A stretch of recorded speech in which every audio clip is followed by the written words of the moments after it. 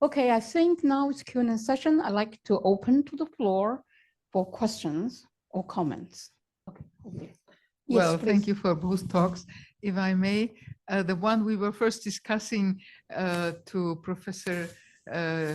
Father Joseph for, that the nada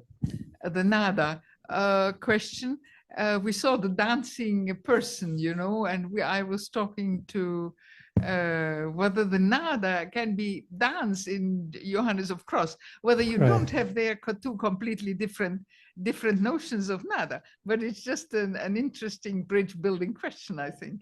Actually, the ancient Chinese words have many different origin. That word is a dancer is actually a kind of like what you call a shaman,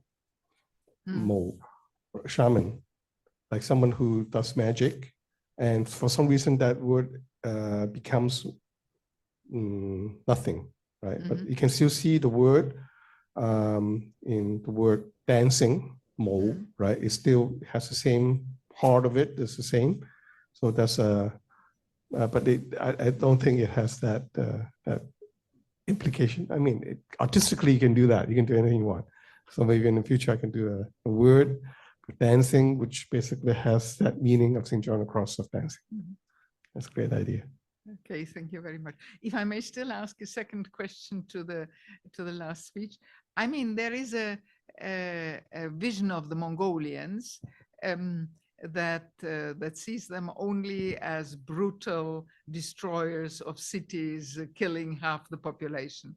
And when the Pope was in Mongolia in September and spoke of the Pax Mongolica, there were some very acid comments on the Pax Mongolica. How to bring these two pictures, which you now painted, of a half Christianized and magnanimous people with universalist beliefs, and this maybe partly popular version, but which also, of course, they came to Vienna in 13 something, and also there the population around Vienna did not many of them survived. How to bring these two visions of the Mongolian dynasties into a balance? So there are two faces which correspond also to two phases in the history of the church. The first phase by Innocent IV is the fear of the Mongols after the eruption of the Mongols in the 1240s Europe. Already Giovanni da Pian del Carpine noticed the presence of many Christians among the Mongols. First. So second, the number of violence that the Mongols committed in Europe was also construed as, we could say today, propaganda. Many people died, it's true. Many people died. And it was one of the major catalysts also for Christians to rethink the apostolic role of the church as mediator of peace. And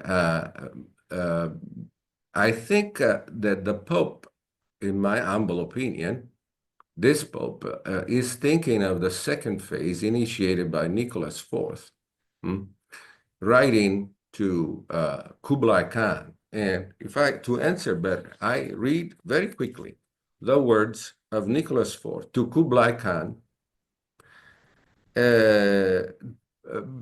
brought to China by Giovanni Montecorvino.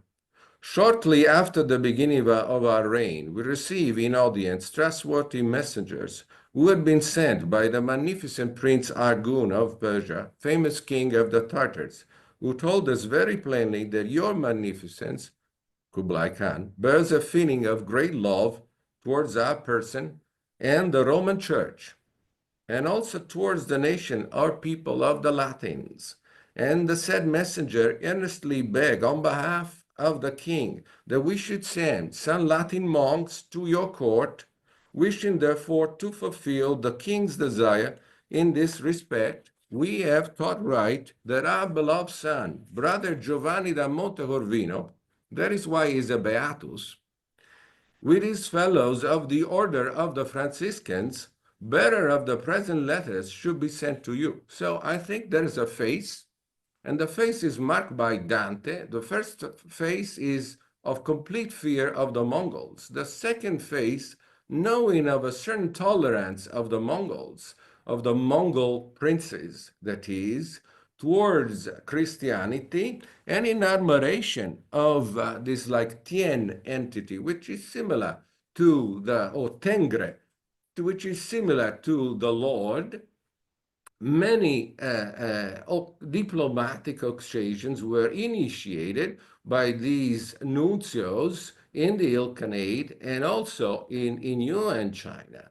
Of course, we should investigate more how many conversions were actually activated. And in reality, what I'm trying to say in this book is that actually Monte Corvino succeeded to convert about 36,000 people who were already Christian. They just shifted from Greek Orthodox or Syriac to Catholicism. So you are right, there is a first image of the Mongols, of the Tartars, no, as like some vision out of hell, Tartarus. But then there is a second part, 100 years later, basically, where Katai under Kublai Khan is actually the other side of a dialogue, which includes this evangelic, apostolic mission of bringing the faith to the people that don't know of Christ, or people that have left the center